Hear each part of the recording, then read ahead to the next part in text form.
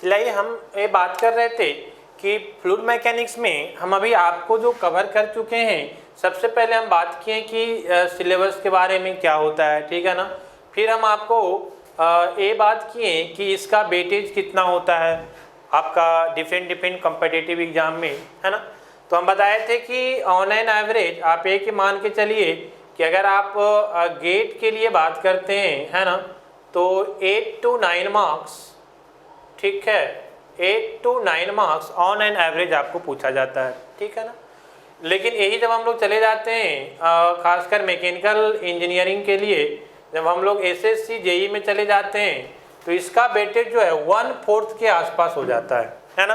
1/4 का मतलब हुआ कि आपको लगभग 25 to 27 या 25 to 30 मार्क्स मान लीजिए, वेरिएशन थोड़ा होता है year two year, 25 to 30 marks out of 100, है ना।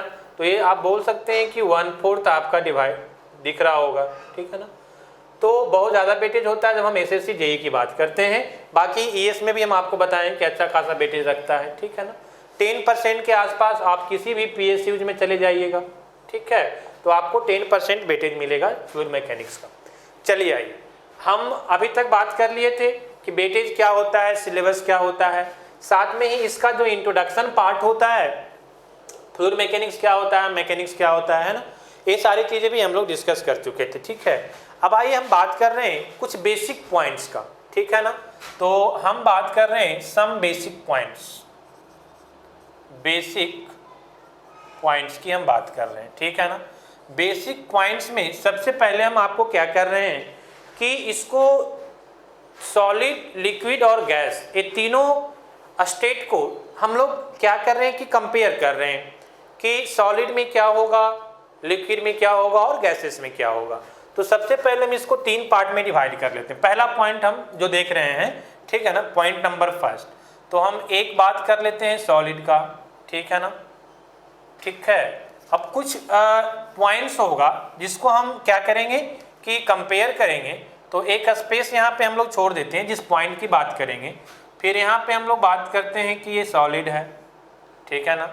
यहाँ पे हम लोग बात करते हैं कि ये मेरा लिक्विड है, और यहाँ पे हम बात करते हैं कि ये मेरा गैसेस है। क्लियर है ना। अब जो है ध्यान दीजिए, यहाँ पे समझिए थोड़ा सा चीज़ें, ठीक है। सबसे पहले हम अगर बात करें, सबसे पहले हम बात करते हैं, ठीक है, इसमें हम लोग सबसे पहले बात करते हैं डेट इज, है ना।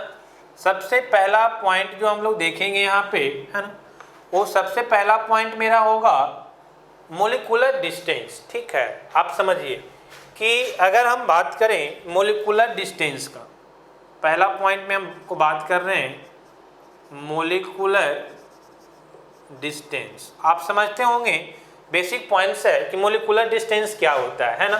देखिए यहाँ पे ध्यान दीजिए, सपोज दैट कि ये कोई मैटर है ना, कोई सब्सटेंस है, तो इसके ये जो है बहुत सारे मोलिकुल्स से मिलके क्या होते हैं, बने होते हैं, ठीक है ना। यहाँ पे बहुत सारा मोलिकुल्स होता है। अब ये सारे मोलिकुल्स में दो मोलिकुल्स के बीच का जो डिस्टेंस होता है उसी को हम लोग बोलते हैं क्या, मोलिकुलर डिस्टेंस, है ना। तो हम एक कंपेयर करना चाह रहे हैं कि सॉलिड के केस में मोलिकुलर डिस्टेंस, फिर लिक्विड के केस में और गैसेस के केस में, है ना। तो आपको ये पता होना चाहिए कि जो सॉलिड के केस में जो मोलिकुलर डिस्टेंस होता है that is more then in case of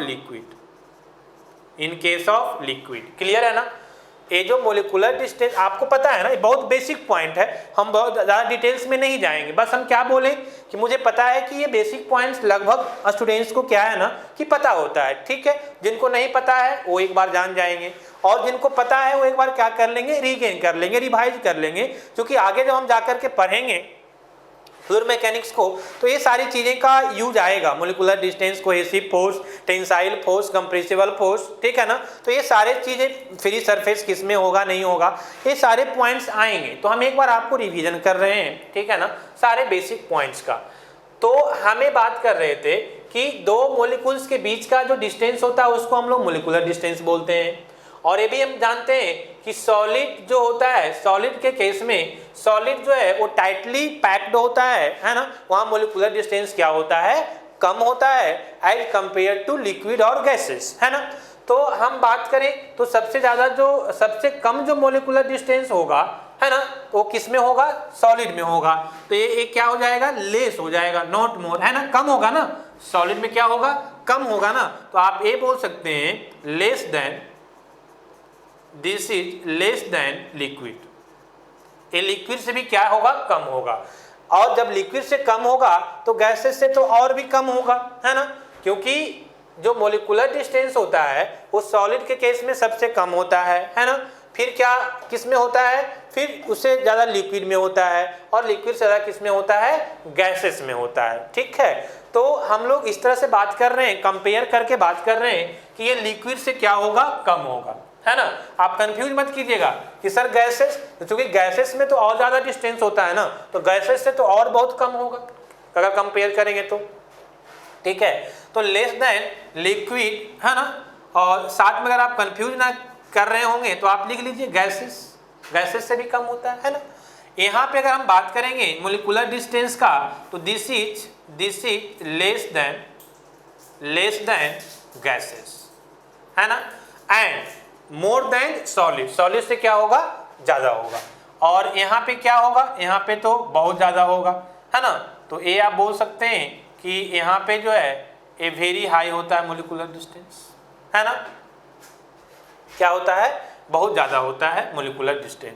तो पहला पॉइंट जो हम आपको कंपेयर कर रहे थे, है ना, ये आपका ये था कि मोलिकुलर डिस्टेंस के पॉइंट ऑफ व्यू से ये तीनों में हम कंपेयर कर रहे थे कि सॉलिड में जो है वो लिक्विड और गैसेस से कम होता है, और आपका लिक्विड में गैस से कम होता है। और यहाँ पे जो है वेरी लार्ज लिखिए तो ज़्यादा अच्छा होगा, है ना, यहाँ पे वेरी लार्ज मतलब बहुत ज़्यादा होता है मोलिकुलर डिस्टेंस। आइए नेक्स्ट पॉइंट हम बात कर रहे हैं आपको, that is next point is cohesive force. आप जानते होंगे कि कोहेसिव फोर्स क्या होता है, क्लियर है ना। कोहेसिव फोर्स हम लोग किसको बोलते हैं, देखिए यहाँ पे ध्यान दीजिए, एक किसी भी सब्सटेंस का एक प्रॉपर्टीज होता है कि मोलिकुल्स एक, चलिए आइए देखिए हम लोग बेसिक पॉइंट्स की बात कर रहे थे, ठीक है ना। बेसिक पॉइंट्स में हम आपको दो पॉइंट डिस्कस करेंगे। पहला पॉइंट जिसमें हम लोग सॉलिड, लिक्विड और गैस तीनों को एक साथ कंपेयर कर रहे हैं, ठीक है ना। और सेकेंड एक और पॉइंट हम आपको बताएंगे जिसमें हम लोग सॉलिड और फ्लूइड के एक साथ जो है डिस्कस करेंगे, ठीक है ना। चलिए आइए देखिए, कभी कभी एसएससी जेईई या फिर गेट में भी कभी कभी बेसिक से भी क्वेश्चन एक आध डाल दिया जाता है ना। तो ऐसा नहीं है कि ये इम्पोर्टेंट नहीं है, और इम्पोर्टेंट है, हाँ, जो लोग जानते होंगे उनके लिए थोड़ा सा लग रहा होगा कि ये पता है फिर भी बता रहे हैं सर, तो कोई बात नहीं, आप एक बार रिवीजन कर लीजिए, और जो बच्चे नहीं जानते हैं, है ना, वो एक बार देख लीजिए, ठीक है ना। चलिए आइए, फर्स्ट पॉइंट के हम आपको डिस्कस कर लिए थे कि मोलिकुलर डिस्टेंस के रिगार्डिंग, कि सॉलिड में जो है वो लिक्विड और गैस से कम होता है मोलिकुलर डिस्टेंस, है ना। हम यहाँ से आपको रिलेट किए थे दिस पॉइंट से कि यहाँ पे अगर हम बात करें आपको, तो जो दो मोलिकुल्स के बीच का जो डिस्टेंस होता है ना, उसी को हम लोग बोलते हैं क्या, molecular distance. This is molecular distance, ठीक है ना। तो यहाँ पे हम लोग मोलिकुलर डिस्टेंस की बात कर रहे थे, तो बोले कि आपको जो सॉलिड है उसमें लिक्विड और गैस से कम होता है। अगर हम लिक्विड की बात करें तो इसमें आपको गैस से क्या होगा, कम होता है, ठीक है ना। और अगर सॉलिड से बात करें तो सॉलिड से क्या होगा, ज़्यादा होगा। और यहाँ पे वेरी लार्ज डिस्टेंस होता है, मोलिकुलर डिस्टेंस बहुत ज़्यादा होता है गैसेस के केस में। चलिए सेकेंड पॉइंट हम आपको बात कर रहे थे कि यहीं से एक और प्रॉपर्टीज हम लोग डिफाइन करते हैं, दैट इज कोहेसिव फोर्स, ठीक है ना। तो कोहेसिव फोर्स क्या होता है, तो ये एक अट्रैक्शन फोर्स होता है बिटवीन सेम मोलिकुल्स, ठीक है ना। Same molecules in the sense ये हुआ कि अगर आप यहाँ वाटर, लिक्विड की अगर बात कर रहे हैं, तो अगर आपका वाटर है तो वाटर और वाटर के बीच का जो सेम मोलिकुल्स होगा उसके बीच जो अट्रैक्शन फोर्स लगता है दैट इज नोन एज, है ना, कोहेसिव फोर्स, ठीक है ना। दो पॉइंट हम लोग जानते हैं, cohesive force and adhesive force. तो कोहेसिव फोर्स जो होता है वो attraction force between similar molecules होता है, एंड जो एडहेसिव फोर्स होता है that is attraction force between dissimilar molecules या डिफरेंट मॉलिक्यूल्स, ठीक है ना। तो कोहेसिव फोर्स क्या होगा, देखिए यहाँ पे ध्यान दीजिए, समझिए, है ना। कोहेसिव फोर्स क्या होता है, तो दो सेम मॉलिक्यूल्स या सिमिलर मॉलिक्यूल्स के बीच जो अट्रैक्शन फोर्स लगता है उसी को हम लोग बोलते हैं क्या, कोहेसिव फोर्स, ठीक है ना। तो यहाँ पे जिसमें फोर्स ज्यादा होगा मतलब क्या होगा कि ये दोनों मॉलिक्यूल्स एक दूसरे को अपने ओर खींचेगा, और अपने ओर जब खींचेगा तो ये मोलिकुलर डिस्टेंस क्या होगा, कम होगा, ठीक है ना। तो मोलिकुलर डिस्टेंस जिसमें कम होगा उसमें कोहेसिव फोर्स का वैल्यू क्या होगा, ज्यादा होगा। क्यों, क्योंकि ये डिस्टेंस कम क्यों होगा, जब ये दूसरे को अपने ओर क्या करेगा, ज्यादा फोर्स के साथ अट्रैक्ट करेगा, क्लियर है ना। और एक कम फोर्स के साथ अट्रैक्ट करेगा तो डिस्टेंस क्या रहेगा, ज्यादा रहेगा, क्लियर है। तो कहने का मतलब मेरा ये हुआ कि जिसमें मोलिकुलर डिस्टेंस का वैल्यू कम होगा, लेस होगा, उसमें कोहेसिव फोर्स का वैल्यू क्या होगा, ज्यादा होगा, क्योंकि कोहेसिव फोर्स ज्यादा होगा तभी डिस्टेंस क्या होगा, कम होगा, ठीक है। तो यहाँ पे सॉलिड के केस में मेरा जो है वो आपका देखिए क्या होता है, ज्यादा होता है, लिक्विड और गैस दोनों से जो है मोलिकुलर डिस्टेंस ज्यादा होता है, तो यहाँ पे कोहेसिव फोर्स का वैल्यू क्या हो जाएगा, लेस हो जाएगा। तो आप बोल सकते हैं कि this is less than liquid and gases, clear है। यहाँ पे क्या होगा, तो यहाँ पे आपका गैस से कम होगा, तो this is less than gases. और यहाँ पे क्या होगा, फिर से हम बात करें तो हम बोल सकते हैं वेरी लार्ज या वेरी हाई वैल्यू होता है, ठीक है। तो कोहेसिव फोर्स का वैल्यू जो है यहाँ पे बहुत ज़्यादा होता है, किसके केस में, sorry this is very less, है ना। यहाँ पे क्या होगा, दिस इज वेरी लेस, है ना। क्यों, क्योंकि मोलिकुलर डिस्टेंस क्या होता है, बहुत ज़्यादा होता है ना। तो बहुत ज़्यादा होगा मोलिकुलर डिस्टेंस, मतलब ये मोलिकुलर डिस्टेंस बहुत ज़्यादा है, मतलब क्या, यहाँ पे कोहेसिव फोर्स का वैल्यू जो attraction force between same molecules है वो आपका क्या है, लेस है, तभी आपका जो है यहाँ पे क्या होगा, वेरी लेस वैल्यू होगा कोहेसिव फोर्स का, क्लियर है। तो बहुत सिंपल हो गया कि सॉलिड के केस में सबसे ज़्यादा होगा कोहेसिव फोर्स, उसके बाद लिक्विड में, और उसके बाद सबसे ज़्यादा किस में होगा, सबसे कम किस में होगा, गैसेस में होगा। तो ये दो प्रॉपर्टीज हम आपको डिस्कस किए, ठीक है ना। आइए हम लोग बात करते हैं प्रॉपर्टी नंबर 3 में, ठीक है। अब पॉइंट नंबर 3 में हम आपको बात कर रहे हैं कि थर्ड पॉइंट जो है कुछ इस तरह से है कि मान लिया जाए हम बात करें कि फ्री सरफेस का, कि सॉलिड में फ्री सरफेस डिफाइंड होगा कि नहीं, फिर हम बात करें लिक्विड में डिफाइंड होगा कि नहीं, और गैसेस में डिफाइंड होगा कि नहीं, है ना। तो फ्री सरफेस होता क्या है, पहले आप इसको समझिए, है ना। देखिए आइए ध्यान दीजिए यहाँ पे, ठीक है। सपोज दैट कि ये मेरा लिक्विड है, ये मेरा लिक्विड है, कुछ इस तरह से कोई लिक्विड, इस तरह से मेरा लिक्विड है, ठीक है ना। अब इस लिक्विड में जो टॉप सरफेस होता है, जो टॉप सरफेस डिफाइंड होता है, this is known as free surface. इसी को हम लोग क्या बोलते हैं, फ्री सरफेस बोलते हैं। जो फ्लूइड के टॉप सरफेस होता है उसी को हम लोग बोलते हैं क्या, फ्री सरफेस, ठीक है ना। तो जो मेरा लिक्विड होता है, लिक्विड के केस में फ्री सरफेस डिफाइंड होता है, तभी तो हम लोग बोल रहे हैं कि ये लिक्विड है, सपोज दैट कि ये मेरा लिक्विड है, लिक्विड में सपोज दैट कि वाटर है, तो वाटर का जो मान लिया बकेट में आपका वाटर रखा हुआ है, तो बकेट में रखा हुआ है वाटर, तो उसके जो सबसे टॉप लेयर होता है उसको हम लोग क्या बोलते हैं, फ्री सरफेस बोलते हैं। तो ये लिक्विड में डिफाइंड होता है ना। क्या सॉलिड में डिफाइंड होगा, मान लिया ये आपका सॉलिड है, ऑब्वियस सी बात है डिफाइंड होगा, जो सबसे टॉप लेवल होगा उसको हम लोग क्या बोलेंगे कि वो मेरा क्या है, फ्री सरफेस हो। क्या गैस में डिफाइंड होगा, नहीं, है ना। गैसेस में कभी आप देखें, सपोज दैट कि यहाँ पे एयर है, यहाँ पे भी क्या है, एयर है, तो क्या इस एयर का फ्री सरफेस आप कहीं डिफाइन कर पा रहे हैं, नहीं डिफाइन कर पाएंगे, है ना। तो कहने का मतलब वेरी सिंपल है कि सॉलिड और लिक्विड में फ्री सरफेस डिफाइंड होता है, गैसेस के केस में फ्री सरफेस डिफाइंड नहीं होता है। एक ऑब्जेक्टिव क्वेश्चन आरबी जेईई में एक बार पूछा हुआ भी है, ठीक है ना। चलिए आइए देखिए यहाँ पे ध्यान दीजिए। तो हम नेक्स्ट बात कर रहे हैं, this is regarding free surface, free surface, clear है ना। यहाँ पे सॉलिड में एग्जिस्ट करेगा, यहाँ पे एग्जिस्ट करेगा, यहाँ पे एग्जिस्ट करेगा। लिक्विड में भी हम अभी बताएं आपको, यहाँ भी एग्जिस्ट करेगा। क्लियर है? क्या गैस में करेगा? No, not exist. क्लियर है? तो इस तरह से आप इसको ध्यान में रखेंगे फ्री सरफेस के बारे में। चलिए आइए, ये बहुत सिंपल था। नेक्स्ट पॉइंट हम लोग बात करेंगे, ठीक है ना। नेक्स्ट प्रॉपर्टी जो होगा that is tensile force. Tensile force है ना, टेंसाइल फोर्स के बारे में हम लोग बात करेंगे।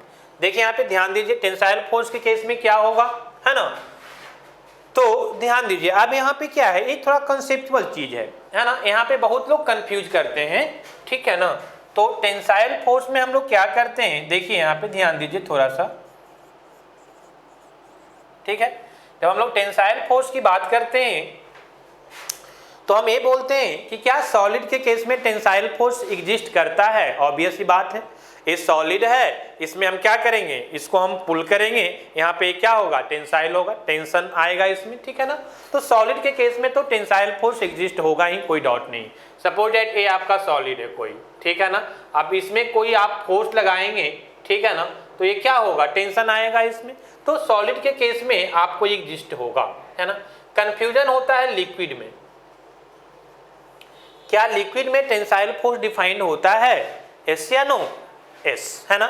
लिक्विड के केस में भी टेंसाइल फोर्स डिफाइंड होता है। हाँ, नो डाउट कि यहाँ पे जो टेंसाइल फोर्स का वैल्यू होता है वो वेरी लेस होता है, बहुत कम होता है, लेकिन टेंसाइल फोर्स होता है, ठीक है ना। अगर टेंसाइल फोर्स लिक्विड में डिफाइंड नहीं होता तो फ्री सरफेस में, अभी हम आगे पढ़ेंगे एक property that is known as और सरफेस टेंशन, है ना। तो हम उस प्रॉपर्टीज के बारे में आपको बताएंगे कि सरफेस टेंशन क्या होता है।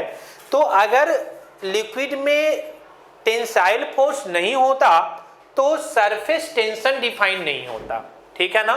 सरफेस टेंशन जब हम आपको पढ़ाएंगे तो हम बताएंगे कि सरफेस टेंशन जो है वो एक तरह का टेंसाइल फोर्स है। एक कैसा है, टेंसाइल इन नेचर होता है। बात समझ में आ गया ना। तो कहने का मतलब है, इसमें बहुत लोग कंफ्यूज रहते हैं कि सर लिक्विड के केस में टेंसाइल डिफाइन नहीं होता। होता है, हाँ, आपका मैग्नीट्यूड जो होता है वो बहुत लेस होता है टेंसाइल फोर्स का, लेकिन डिफाइंड होता है। अगर डिफाइंड नहीं होता तो सरफेस टेंशन डिफाइंड नहीं होता। सरफेस टेंशन, जो फ्री सरफेस पे टेंशन आता है वो हम आगे डिटेल्स करेंगे, डिटेल्स में डिस्कस करेंगे, उसी को तो हम लोग सरफेस टेंशन बोलते हैं। तो टेंशन क्यों बोल रहे हैं, क्योंकि वहाँ पे टेंसाइल डिफाइंड होता है। हम बताएंगे कि जो सरफेस टेंशन होता है ये बाय नेचर जो है वो टेंसाइल होता है, ठीक है ना। तो और आप अगर एग्जांपल के थ्रू समझना चाहें तो आप समझ सकते हैं कि जैसे बकेट में आपका वाटर जो है रखा रहता है, ठीक है ना। थोड़ी देर बाद जो है आप देखिएगा कि उसके ऊपर आप कोई एक छोटा सा पार्टिकल्स, बहुत लाइट वेट का, मान लीजिए कागज का टुकड़ा एक छोटा सा आप उसके ऊपर डालिए, वो क्या करेगा, वो उसको रेसिस्ट कर लेगा, वहां पे वो डिफॉर्म नहीं होगा, फ्लूइड बहुत कम अमाउंट में रहेगा। तो क्यों, क्योंकि उसके ऊपर जो है एक तरह का टेंसाइल फोर्स डिफाइंड हो चुका है, सरफेस टेंशन आ चुका है, इसीलिए वो वहां पे क्या कर रहा है, टेंसाइल, सरफेस में टेंसाइल आ गया है तो स्मॉल अमाउंट ऑफ लोड को रेसिस्ट कर रहा है। ऐसा आप करके प्रैक्टिकली देख सकते हैं कि बकेट में जो वाटर रखा हुआ है ना, तो उस पर आप थोड़ा देर बाद अगर आप एक पार्टिकल डालिएगा तो वो क्या करेगा, वो आपको रेसिस्ट कर लेगा, क्योंकि वहां पे टेंसाइल डेवलप रहता है सरफेस पे, ठीक है ना, टेंशन। तो कहने का मतलब मेरा ये हुआ कि सॉलिड में भी टेंशन फोर्स डिफाइंड होता है और लिक्विड में भी टेंशन फोर्स डिफाइंड होता है। क्या गैस में होगा? नो, गैस में टेंशन फोर्स डिफाइंड नहीं होता है। क्यों? क्योंकि आप मान लिया यहाँ पे एयर है, यहाँ पे एयर है तो एयर में कोई टेंशन आपको डिफाइन हो रहा है क्या, दिख रहा है? नहीं दिख रहा है ना। तो कहने का मतलब ये हुआ कि गैसेस के केस में आपका टेंशन फोर्स डिफाइन नहीं होता है। यहाँ पे आप थोड़ा सा भी कुछ डालेंगे ना, ये क्या हो जाएगा, डिफॉर्म हो जाएगा, यहाँ पे कोई टेंशन डिफाइन नहीं होता है। तो सिंपली कहने का मतलब है फिर से सेम चीज हो जाएगा कि सॉलिड में टेंशन फोर्स डिफाइन होता है, मतलब एग्जिस्ट करता है, लिक्विड के केस में भी एग्जिस्ट करता है और गैस के केस में एग्जिस्ट नहीं करता है, नॉट एग्जिस्ट। क्लियर है? तो ये आपका एक पॉइंट था, ठीक है। तो इस तरह से जो है ए पॉइंट भी मेरा कवर हो गया। एक पॉइंट हम और आपको डिस्कस करेंगे, that is compressible force, compressibility, या फिर बोले कि कंप्रेशन के बारे में हम बात करेंगे, ठीक है ना। नेक्स्ट पॉइंट हम आपको बात कर रहे हैं दैट इज कंप्रेशन के बारे में हम आपको बात कर रहे हैं, ठीक है। देखिए अब ध्यान दीजिए, है ना, क्या मेरा जो सॉलिड है वो कंप्रेसिबल होता है, कंप्रेशन होता है, कंप्रेस होता है ना, कंप्रेसिबल। बेटर है कि आप इसको कंप्रेशन नहीं कंप्रेसिबल लिखिए, है ना। हम कंप्रेसिबल की बात करेंगे कि मेरा जो सॉलिड होता है वो कंप्रेसिबल होता है कि इनकम्प्रेसिबल होता है। तो एज यू नो, आपको पता भी होगा, है ना, आप जानते भी होंगे कि मेरा जो लिक्विड होता है वो उसका मोलिक्यूल्स क्या है, टाइटली पैक्ड होता है, टाइटली पैक्ड होता है। इसीलिए हम लोग जो लिक्विड है उसको किस कैटेगरी में रखते हैं, इनकम्प्रेसिबल के केस में रखते हैं, ठीक है ना। तो मेरा जो सॉलिड होता है वो कैसा होता है, इनकम्प्रेसिबल होता है ना। अगर हम बात करें क्यों, क्योंकि सॉलिड के केस में जो मोलिक्यूल्स होता है वो टाइटली पैक्ड होता है, मोलिकुलर डिस्टेंस बहुत कम होता है, और टाइटली पैक्ड होने के कारण जैसे ए आपका जो है, ए अभी आपका क्या है, कंप्रेस नहीं हो रहा, प्रेशर हम लगा रहे हैं, कंप्रेस नहीं हो रहा, ठीक है ना। तो यहाँ पे हम लोग जो सॉलिड है, सॉलिड के बारे में हम लोग ये बात करते हैं कि ये कंप्रेसिबल नहीं होता है, ठीक है ना। अगर हम बात करें और लिक्विड का, तो क्या लिक्विड कंप्रेसिबल होता है। अब फिर से यहाँ पे कंफ्यूजन होगा। देखिए हम आपको बात कर रहे हैं कि एक टेंसाइल के केस में भी और कंप्रेशन के केस में भी लिक्विड के साथ जो है ना वो कंफ्यूजन रहता है बच्चों के साथ हमेशा, है ना। वो यहाँ भी कंफ्यूज रहते हैं कि सर लिक्विड में टेंसाइल एग्जिस्ट होता है कि नहीं। तो हम बहुत ही आपको सिंपल एग्जांपल के साथ समझा दिए कि अगर टेंसाइल लिक्विड में डिफाइन नहीं होता तो आपका सरफेस टेंशन डिफाइन नहीं होता। हाँ, बहुत ही स्मॉल अमाउंट में डिफाइंड होता है, लेकिन टेंसाइल फोर्स लिक्विड में भी डिफाइंड होता है। क्लियर है ना। सिमिलरली कंप्रेसिबल की अगर हम बात करें तो सॉलिड के केस में तो कोई भी प्रॉब्लम्स नहीं होता है, वो हम लोग क्लियरली बोलते हैं कि सॉलिड जो है वो कंप्रेसिबल नहीं होता है, ठीक है ना। लेकिन अगर हम आते हैं लिक्विड में, तो क्या लिक्विड कंप्रेसिबल होता है या नहीं होता है। तो देखिए समझिए, यहाँ पे ध्यान दीजिए, जो मेरा लिक्विड होता है, ये जो लिक्विड होता है अगर आप प्रैक्टिकली बोलेंगे तो ये कंप्रेसिबल होता है, प्रैक्टिकली ये कंप्रेसिबल होता है। लेकिन थ्योरेटिकली जब हम लोग स्टडी करते हैं तो ये एज्यूम करके, ये मान करके स्टडी करते हैं फ्लूइड मैकेनिक्स में कि मेरा जो लिक्विड है वो कैसा है, तो ये मेरा इनकम्प्रेसिबल फ्लूइड है। तो through out the fluid mechanics जब हम बात करेंगे तो हम ये बोलेंगे कि मेरा लिक्विड क्या होता है, इनकम्प्रेसिबल होता है। लेकिन अगर कहीं क्वेश्चंस में आपको दे दे कंप्रेसिबल के बारे में, तब हम इसको कंप्रेसिबल की तरह ही ट्रीट करेंगे, क्योंकि ये प्रैक्टिकली क्या होता है, कंप्रेसिबल होता है। हाँ, सेम चीज यहाँ पे, जैसे हम यहाँ पे बोले थे कि टेंसाइल फोर्स बहुत कम एग्जिस्ट होता है, टेंसाइल बहुत कम एग्जिस्ट होता है लेकिन एग्जिस्ट करता है। सिमिलरली यहाँ पे भी आपका जो लिक्विड के केस में होता है वो बहुत कम कंप्रेसिबल होता है लेकिन होता है ना। जैसे हम लोग वाटर के केस में ये बोलते हैं कि वहां पे 1 एटमॉस्फेरिक प्रेशर पे हम लोग 1 एटीएम पे हम लोग बात करते हैं, है ना। 1 एटीएम पे जब हम लोग बात करते हैं तो जो मेरा लिक्विड जो वाटर होता है, वाटर डेंसिटी ऑफ वाटर जो है वो 1000 kg पर मीटर क्यूब हम लोग डिफाइन करते हैं, ठीक है ना। और इसी को जब हम लोग एट 4 डिग्री सेंटीग्रेड आप जानते हैं, इसी को जब हम लोग क्या करते हैं कि 5 to 10 बार तक हम इन लोग को इंक्रीज कर देते हैं प्रेशर को, तो ये थोड़ा सा कंप्रेस हो जाता है और 98 के आसपास आ जाता है, 998 के आसपास। मतलब क्या है कि ये बहुत कम कंप्रेस होता है, ठीक है ना। तो बहुत कम कंप्रेस होने के कारण हम लोग जो है वर्चुअली ये मान लेते हैं कि ये कैसा है, इनकम्प्रेसिबल है। लेकिन प्रैक्टिकली अगर हम बात करें तो ये कैसा होता है, कंप्रेसिबल होता है। तो हम ये भी नहीं बोलेंगे कि ये क्या है, लिक्विड जो है वो कंप्रेसिबल है, और ये भी नहीं बोलेंगे कि क्या है, इनकम्प्रेसिबल है। तो हम लोग क्या बोलेंगे, हम लोग ये बोलते हैं कि जो मेरा लिक्विड है वो वर्चुअली इनकम्प्रेसिबल मानते हैं हम लोग। बात समझ में आ रही है ना।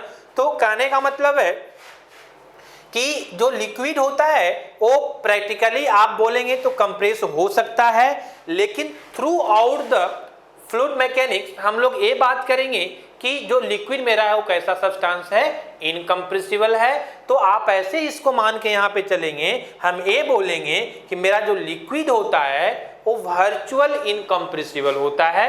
वर्चुअल मतलब इमेजिनरी टाइप की चीजें है ना, मतलब हम लोग इमेजिंग कर लेते हैं कि इनकम्प्रेसिबल है, प्रैक्टिकली वो कंप्रेसिबल हो सकता है, ठीक है ना। और भी हम आगे बात करेंगे कि कंप्रेसिबल और इनकम्प्रेसिबल जब हम आपको पढ़ाएंगे है ना टाइप्स ऑफ फ्लो, तो वहाँ पे कंप्रेसिबल और इनकम्प्रेसिबल दो तरह की बातें होता है, तो वहाँ में आपको बताएंगे है ना कि किस कंडीशन में हम फ्लूइड को कंप्रेसिबल बोलेंगे और किस कंडीशन में इनकम्प्रेसिबल बोलेंगे, वो थोड़ा डिटेल्स जाने की चीजें हैं तो हम वहाँ पे डिस्कस करेंगे। चलिए आइए देखिए यहाँ पे कंप्रेसिबल की हम अगर, और गैसेस के केस में क्या होगा, ये तो लिक्विड हो गया। अब गैस के केस में हम लोग बात करेंगे तो गैस के केस में तो हाईली कंप्रेसिबल होता है, आपको पता है ना कि गैस को हम क्या करते हैं, इजीली कंप्रेस कर सकते हैं। तो गैसेस जो है वो हाईली कंप्रेसिबल होता है। आइए हम इसमें बात करें सबसे पहले सॉलिड में, तो ये आपको बोल सकते हैं कि not compressible, this is not compressible, this is virtual compressible and this is highly compressible, ठीक है ना। तो इस तरह से जो है मेरा ये 5 तरह का हम आपको पॉइंट यहाँ पे डिस्कस किए हैं है ना, जिसमें हम तीनों को कंपेयर किए हैं, सॉलिड, लिक्विड और गैस को। 1 2 3 4 5 पॉइंट्स हम आपको यहाँ पे डिस्कस किए हैं। पहला molecular distance, cohesive force, free surface, tensile force and compressible, है ना, कि कौन सा कंप्रेसिबल होगा और कौन इनकम्प्रेसिबल होगा। तो इस तरह से ये मेरा पहला पॉइंट जो था बेसिक पॉइंट का, वो हम आपको डिस्कस कर चुके हैं। हम बताए थे कि एक पॉइंट हम और इसमें बताएंगे जिसमें हम आपको डिस्कस करेंगे किसके साथ, लिक्विड और सॉलिड को हम एक साथ, आप सॉलिड और फ्लूइड को जो है हम एक साथ डिस्कस करेंगे, ठीक है ना। तो चलिए आइए देखते हैं यहाँ पे हम पॉइंट नंबर 2, है ना, इसी बेसिक पॉइंट्स का ही पॉइंट नंबर 1 फर्स्ट था and this is point number 2, है ना। पॉइंट नंबर 2 में हम क्या करेंगे कि हम दो के बारे में कंपेयर करेंगे। First one is solid and second one is fluid, है ना। हम ये दोनों के बारे में डिस्कस करेंगे पॉइंट नंबर 2 में, क्लियर है। चलिए आइए देखिए यहाँ पे ध्यान दीजिए, समझिए। सपोज दैट कि ये आपका है ना सॉलिड है, सपोज दैट कि ये आपका क्या है, सॉलिड है, ये आपका सॉलिड है, दिस इज आवर सॉलिड, ये क्या है, सॉलिड है। अब इस पे आप एक शियर फोर्स लगा रहे हैं, सपोज दैट कि एक अमाउंट से एक शियर फोर्स आप लगा रहे हैं, ठीक है ना। तो अब सॉलिड के साथ क्या होगा, समझिए यहाँ पे क्या फिनोमिना होगा। तो ये जो है डिफॉर्मेशन होगा, ये कुछ इस तरह से डिफॉर्म कर जाएगा, है ना, कुछ इस तरह से जो है डी थीटा एंगल से, ठीक है, ये आपका आगे आ जाएगा, ठीक है, और ये जो है आपको डी थीटा एंगल से डिफॉर्म कर जाएगा, ठीक है ना। ये जो है ये आपका D theta angle, here also D theta, है ना, एक डी थीटा एंगल से क्या हो गया, डिफॉर्म हो गया, मतलब जो न्यू वाला जो आएगा से वो कुछ आपका इस तरह से दिखेगा, ठीक है ना। तो ये डी थीटा से जो है वो क्या हो गया, डिफॉर्म हो गया, ठीक है। अब आइए हम बात करते हैं फ्लूइड का, है ना। तो सपोज दैट कि ये यहाँ पे आपका फ्लूइड है, सपोज दैट कि ये जो है आपका फ्लूइड, ठीक है। यहाँ भी आपको बहुत सारा लेयर होगा, suppose that this is our fluid, है ना। अब यहाँ पे आपका फ्लूइड है, ठीक है ना। अब क्या होगा, ध्यान दीजिएगा, सपोज दैट कि आपका फ्लूइड है ना। अब क्या होगा कि इस पे भी आप शियर फोर्स लगाएंगे, ठीक है ना। आप यहाँ भी क्या लगाएंगे, शियर फोर्स लगाएंगे, है ना। अब आप याद कीजिए फ्लूइड का डिफिनीशन, जहाँ पे हम इंट्रोडक्शन पार्ट आपको बता रहे थे वहां पे हम आपको बताए थे फ्लूइड का डिफिनीशन। क्या बताए थे कि fluid is a substance which deforms continuously under the influence या under the action of shear stress, है ना। It is not a matter how amount of shear force is acting, कितना अमाउंट ऑफ shear force लग रहा है, shear stress कितना develop हो रहा है, एक कोई मैटर नहीं करता है। अगर यहाँ पे shear stress डेवलप हुआ तो ये फ्लूइड कंटिन्यूअसली आपका क्या कर जाएगा, डिफॉर्म कर जाएगा। मतलब डिफॉर्म का मतलब हम ब्रैकेट में भी बता दिए थे कि फ्लो, वो क्या कर जाएगा, कंटिन्यूअसली फ्लो कर जाएगा। तो अब यहाँ पे जो डिफॉर्मेशन आएगा और यहाँ पे जो फ्लूइड आपका फ्लो करेगा, एक कुछ है ना इस तरह से सॉलिड की तरह नहीं करेगा। अब यहाँ पे आपका जो है कंटिन्यूअस डिफॉर्मेशन होगा। तो यहाँ पे जो है आपका कुछ इस तरह से होगा और आगे डिफॉर्म कर जाएगा और आगे डिफॉर्म कर जाएगा इस तरह से, है ना। तो यहाँ से भी जो है कुछ आपका एक जब आया होगा तो कुछ इस तरह से आएगा,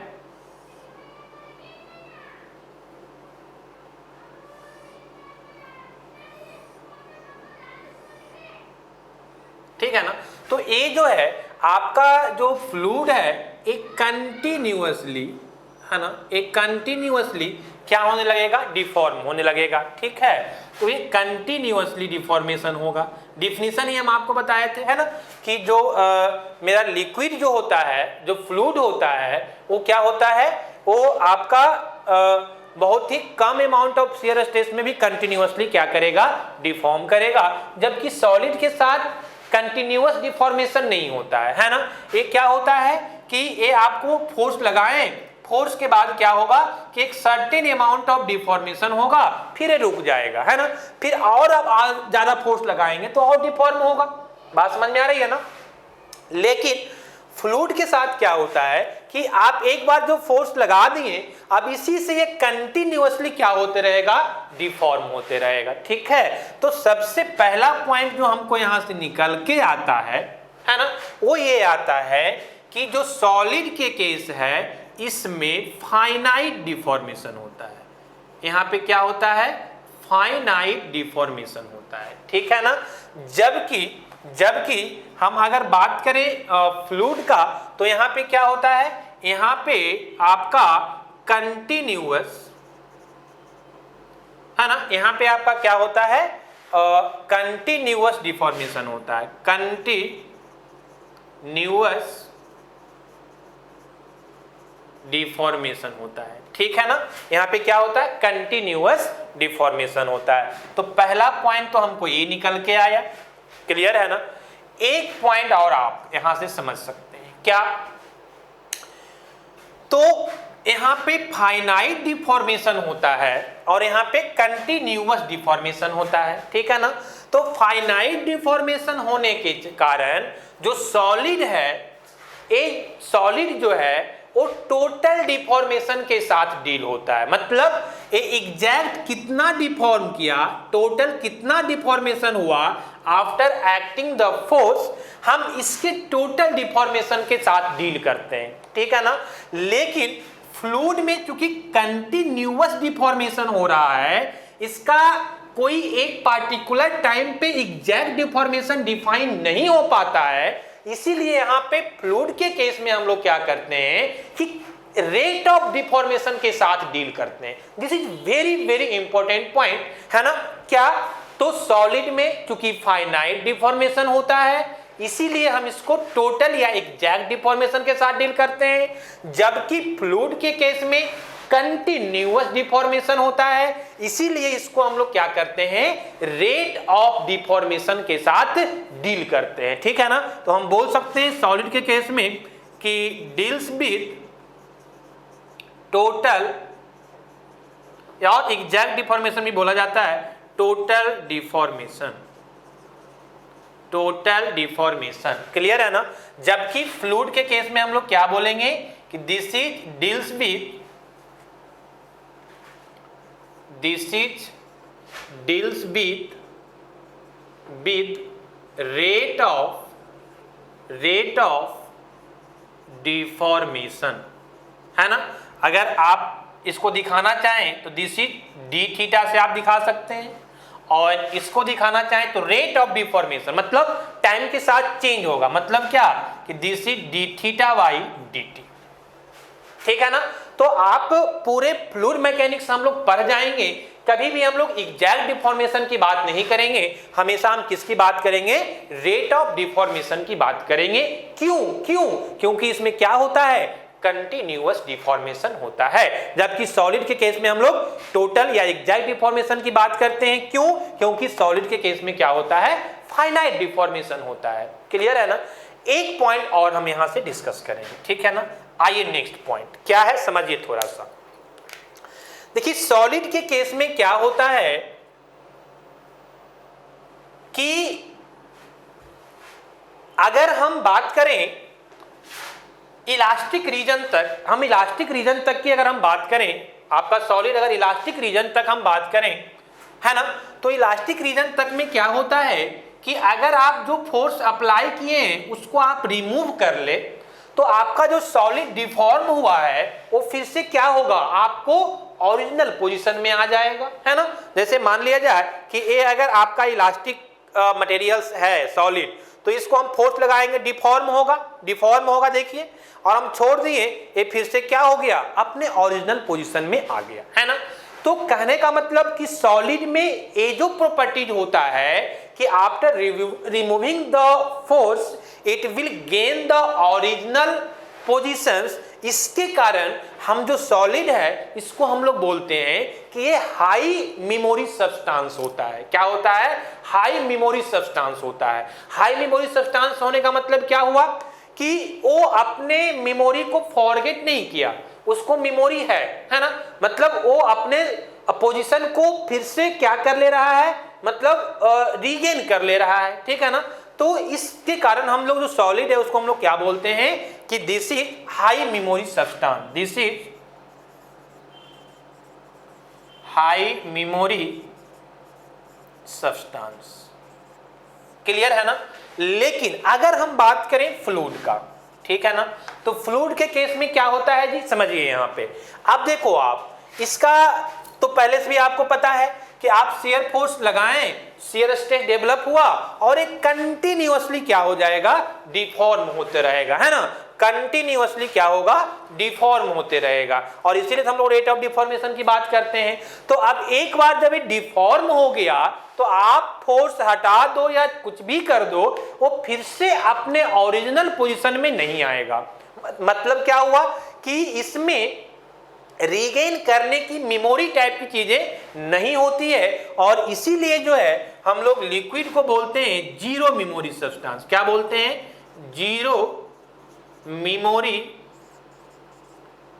सब्सटेंस, है ना। क्या बोलते हैं, जीरो मेमोरी सब्सटेंस। क्लियर है ना। तो एक 3 पॉइंट हम यहाँ पे आपको डिस्कस किए और 5 पॉइंट हम आपको यहाँ पे डिस्कस किए हैं, ठीक है ना। तो ये टोटल जो है ये आपका एक बेसिक पॉइंट जो था वो हम आपको कवर कर रहे थे, ठीक है ना। एक पॉइंट हम और आपको बताएंगे थोड़ा सा इसके हटके, पॉइंट नंबर 3, है ना। उसमें हम थोड़ा सा आपको ये बताना चाहेंगे कि एक्चुअली यहाँ पे हम लोग को शियर फोर्स का बहुत ज़्यादा ही यूज होता है, क्योंकि फ्लूइड में जो डिफॉर्मेशन आएगा वो हमेशा किसके कारण आएगा, शियर फोर्स के कारण ही आएगा, नॉर्मल के कारण फ्लो नहीं होता है। तो एक बार हम थोड़ा सा आपको एक पॉइंट और ये समझाने की कोशिश करेंगे, एक फ्लूइड एलिमेंट लेकर के कि हम किस कंडीशन में शियर स्ट्रेस को डिफाइन करते हैं या टेंजेंशियल फोर्स को डिफाइन करते हैं, ठीक है ना। तो ये अगला पॉइंट हम एक और आपको डिस्कस करेंगे, ठीक है ना। इसके बाद में, इसके पहले बेसिक पॉइंट्स में हम 2 पॉइंट यहाँ पे बात किए, जिसमें सॉलिड, लिक्विड और गैस को हम यहाँ पे कंपेयर किए, और फिर हम आपको सॉलिड और फ्लूइड को एक साथ क्या किए हैं, कंपेयर किए हैं, ठीक है ना। चलिए आइए देखते हैं पॉइंट नंबर 3, ठीक है ना। पॉइंट नंबर 3 थोड़ा सा है, आपको हम बेसिक चीज है, बहुत बेसिक है, आप लोग जानते भी होंगे, वहां से हम आपको ये भी बताएंगे कि शियर स्ट्रेस क्या होता है, नॉर्मल स्ट्रेस क्या होता है, कैसे फाइंड करते हैं, है ना। फिर हम आगे बढ़ेंगे फ्लूइड प्रॉपर्टीज की ओर, है ना, 1 बाय 1 डिस्कस करेंगे। चलिए आइए देखिए, यहाँ पे ध्यान दीजिए, पॉइंट नंबर 3 की हम बात कर रहे हैं। पॉइंट नंबर 3 में हम बात करेंगे क्या चीज का जी, तो normal normal and shear stress की हम लोग बात करेंगे, ठीक है ना। नॉर्मल एंड शियर स्ट्रेस की बात हम करेंगे। देखिए समझिए, यहाँ पे ध्यान दीजिए थोड़ा सा, बहुत बेसिक पॉइंट है, हम बेसिक पॉइंट की बात ही कर रहे हैं।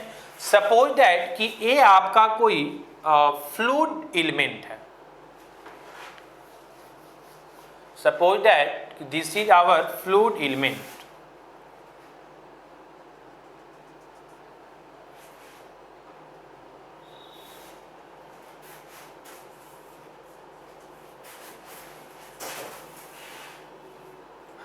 है ना। ये जो है आपका कोई एक फ्लूइड एलिमेंट है, ठीक है। अब इस फ्लूइड एलिमेंट में ये आपका जो है कोई फ्लूइड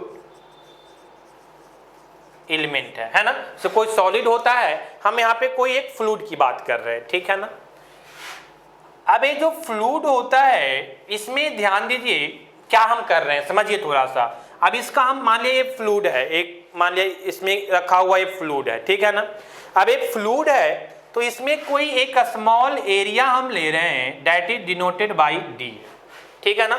ये हम डी एक एरिया ले रहे हैं और इस डी एरिया पे आउटवर्ड डायरेक्शन में एक फोर्स लगा रहे हैं। तो आउटवर्ड डायरेक्शन में एक फोर्स लगा रहे हैं एफ, है ना। और ये जो है ये हॉरिजॉन्टल के साथ एक कुछ इस तरह से फोर्स लग रहा है, ठीक है ना। तो ये इस तरह से लग रहा है तो ये हॉरिजॉन्टल के साथ कुछ एंगल बनाएगा, है ना। ये एंगल बनाएगा हॉरिजॉन्टल के साथ। तो ये जो हॉरिजॉन्टल के साथ कुछ एंगल बना रहा है, टेंजेंशियल ये आपको बना रहा है, सपोज दैट कुछ मान लीजिए एंगल थीटा, ठीक है ना। अब जो है यहाँ पे ये जो फोर्स है ना, यहाँ से हम डिफाइन करना चाह रहे हैं किसको, नॉर्मल एंड शियर स्ट्रेस को। अब आप बताइए कैसे हम डिफाइन करें नॉर्मल एंड शियर स्ट्रेस को, can you tell me please. देखिए समझिए, तो हम ये जानते हैं कि जो नॉर्मल और शियर स्ट्रेस जो होता है वो क्या होता है। तो हम नॉर्मल स्ट्रेस को जानते हैं कि जो नॉर्मल स्ट्रेस होता है that is denoted by sigma and that is normal force per unit area. Clear है ना, हम लोग यही जानते हैं कि normal force per unit area, ठीक है ना। तो कहने का मतलब है कि नॉर्मल स्ट्रेस सिग्मा को डिफाइन करने के लिए हमको क्या डिफाइन करना होगा, नॉर्मल फोर्स। एरिया तो चलो ठीक है, डीए एरिया हम यहाँ पे ले चुके हैं, तो नॉर्मल फोर्स हमको डिफाइन करना पड़ेगा। सिमिलरली अगर हम बात करें शियर स्ट्रेस का, अगर हम बात करें शियर स्ट्रेस का, जिसको हम लोग डिनोट करते हैं किससे, टाउ से डिनोट करते हैं, ठीक है ना। तो टाउ इज इक्वल टू क्या हो जाएगा, तो shear force per unit area. बात समझ में आ रही है आपको। अब यहाँ भी एरिया तो हम डीए ले चुके हैं, लेकिन शियर स्ट्रेस को डिफाइन करने के लिए हमको क्या चाहिए, शियर फोर्स चाहिए। बात समझ में आ रही है ना। तो शियर फोर्स कैसे एक्ट करता है, तो सरफेस के टेंजेंशियली एक्ट करता है। क्लियर है। तो अब ये जो मेरा एफ अमाउंट ऑफ फोर्स है, इसी से हमको नॉर्मल फोर्स भी निकालना है और क्या निकालना है, शियर फोर्स भी डिफाइन करना है, तभी तो हम शियर स्ट्रेस और नॉर्मल स्ट्रेस को डिफाइन कर पाएंगे। तो यहाँ पे हम लोग क्या करते हैं कि अब ये जो एफ है इसका एक कंपोनेंट क्या आएगा, मेरा टेंजेंशियली आएगा, है ना। और एक टेंजेंशियली को हम बोल सकते हैं एफ टी, मतलब टेंजेंशियल फोर्स। ये तो इंक्लाइन फोर्स है ना, तो एक पहला हम लोग टेंजेंशियल फोर्स को डिफाइन किए और दैट विल इक्वल टू कितना हो जाएगा, तो ये एफ है, एंगल थीटा है, तो this is F cos theta. कोई प्रॉब्लम नहीं। इसी टेंजेंशियल फोर्स को हम लोग क्या बोलते हैं, शियर फोर्स भी बोलते हैं। बात समझ में आ रही है। तो ये shear force is equal to also क्या हो जाएगा, एफ कॉस थीटा। क्लियर है। तो अब शियर फोर्स हमको डिफाइंड हो गया तो शियर स्ट्रेस मेरा डिफाइंड हो जाएगा। बात समझ में आ रही है। आइए हम बात करेगा नॉर्मल फोर्स का, तो इसी का एक कंपोनेंट क्या आएगा, नॉर्मल आएगा, है ना। और यहाँ पे जो डिफाइंड होगा force, this is normal force, और ये नॉर्मल फोर्स का मैग्नीट्यूड कितना हो जाएगा, तो ये आपका कॉस हो जाता है, तो ये आपका क्या हो जाएगा, साइन हो जाएगा। तो एफ साइन, ये तो आपको बेसिक चीज है, पता ही होना चाहिए, एफ साइन थीटा। कोई प्रॉब्लम नहीं। तो हम नॉर्मल फोर्स भी डिफाइन कर लिए और शियर फोर्स भी डिफाइन कर लिए, तो हम यहाँ से अब नॉर्मल स्ट्रेस और शियर स्ट्रेस को डिफाइंड इजीली कर सकते हैं। तो हम यहाँ पे बोलेंगे कि जो मेरा नॉर्मल स्ट्रेस जो होगा, नॉर्मल स्ट्रेस जो होगा, जिसको हम लोग सिग्मा से डिनोट करेंगे, that is equal to Fn। Fn का वैल्यू कितना, F cos थीटा, तो this is F sin theta, है ना, this is F sin theta upon area हम कितना लिए हैं, D है, तो A हो जाएगा आपका DA। तो this is our normal stress. Similarly अगर हम बात करें शियर स्ट्रेस का, तो ए मेरा क्या हो जाएगा, टाउ से डिनोट करते हैं, दैट इज इक्वल टू, है ना, shear force that will be F cos theta, तो ए मेरा हो जाएगा F cos theta upon area कितना है, सेम एरिया है DA, तो यहाँ पे आपका हो जाएगा DA। तो इस तरह से मेरा डिफाइन होगा क्या, शियर स्ट्रेस। तो कहने का मतलब है कि चूंकि हम लोग फ्लूइड में हमेशा शियर स्ट्रेस के साथ डील करते हैं, इसलिए बेसिक पॉइंट में हम आपको थोड़ा सा यहाँ पे डील कर दिए कि how it will define in fluid element के केस में ये शियर फोर्स कैसे डिफाइन होगा, टेंजेंशियली एक्ट करेगा, और जो टेंजेंशियली एक्ट करता है फोर्स उसी को हम लोग क्या बोलते हैं, shear force, and this is normal force. ठीक है, तो ये आपका कुछ बेसिक पॉइंट था जो हम आपको डिस्कस कर रहे थे। ये इंट्रोडक्शन पार्ट और जो बेसिक पॉइंट था ये हम आपको कवर कर दिए, ठीक है ना। तो आज हम आपको जो कवर किए हैं ये सारा बेसिक पॉइंट है। सबसे पहले हम आपको सिलेबस डिस्कस किए, फिर हम आपको ये डिस्कस किए कि फ्लूइड मैकेनिक्स का वेटेज कितना है किस एग्जाम में, GATE, ES, SSC, JE, PSU, है ना, सारा हम आपको डिस्कस कर लिए। फिर हम आपको नेक्स्ट पॉइंट बात किए कि introduction part of fluid mechanics, fluid का मतलब क्या समझते हैं, मैकेनिक्स का मतलब क्या समझते हैं, फ्लूइड मैकेनिक्स में हम लोग क्या डील करेंगे, ठीक है ना। और उसके बाद हम लोग बेसिक पॉइंट की बात कर रहे थे, जिसमें हम लोग पहले ये देखें कि फ्लूइड में सॉलिड, लिक्विड और गैस, ये तीनों को हम लोग कुछ पॉइंट के साथ कंपेयर किए, और फिर हम सॉलिड और लिक्विड को पहला पॉइंट में हम क्या किए थे कि सॉलिड, लिक्विड और गैस ये तीनों को कंपेयर किए थे, और दूसरा पॉइंट में हम सॉलिड और लिक्विड फ्लूइड को एक साथ कंपेयर किए थे, ठीक है ना। और लास्ट में हम एक नॉर्मल और शियर स्ट्रेस के बारे में थोड़ा सा बेसिक पॉइंट हम आपको डिस्कस किए हैं। ये बेसिक्स है, बहुत लोग जानते होंगे, मुझे पता है, कोई प्रॉब्लम नहीं, एक बार आप रीगेन हो गया आपको, आगे ये सारी चीजों को हम यूज करेंगे, आइदर वो कोहेसिव फोर्स हो, आइदर वो आपका सरफेस टेंशन हो, है ना, मतलब फ्री सरफेस हो, आइदर शियर स्ट्रेस हो या शियर फोर्स हो, ये सारी चीज को आगे हम लोग फ्लूइड मैकेनिक्स में क्या करेंगे, इंप्लीमेंट करेंगे। इसीलिए हम बेसिक पॉइंट आपको सारा डील कर दिए। ओके, तो नेक्स्ट हम लोग देखेंगे with the fluid properties. Okay.